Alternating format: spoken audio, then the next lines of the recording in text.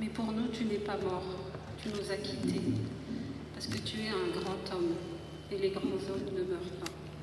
Tu resteras à jamais dans notre cœur et dans celui de tous les Malgaches que tu as toujours aimés. Tu es un grand homme, papa, humble, droit, honnête, généreux. Tu as eu des convictions et des principes auxquels tu n'as jamais dérogé, ce qui ne t'a pas toujours servi, mais peu importe, tu peux partir la tête haute. Tu nous as inculqué toutes ces valeurs, papa, et nous t'en remercions. Tu es un homme admirable, un chirurgien admirable, avec des compétences inouïes. Je me souviens du professeur Cabrol, qui parlait de toi comme d'un magicien. Il me disait, ton père a des doigts de magicien.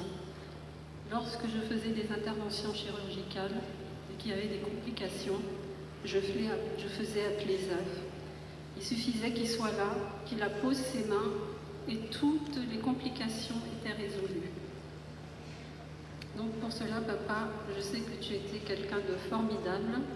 Tu as su me transmettre aussi toutes tes qualités, puisque j'ai suivi le même métier que toi. Peut-être pas la chirurgie générale, mais une spécialité chirurgicale quand même. Et là où je travaille, on parle de moi comme on parlait de toi. Et de ça, je suis fière et tu peux être fière de moi aussi, papa.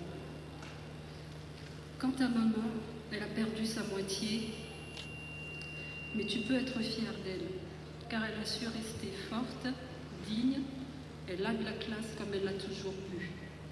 Et ne t'en fais pas, nous prendrons soin d'elle. Nous t'aimons, papa. Repose en paix.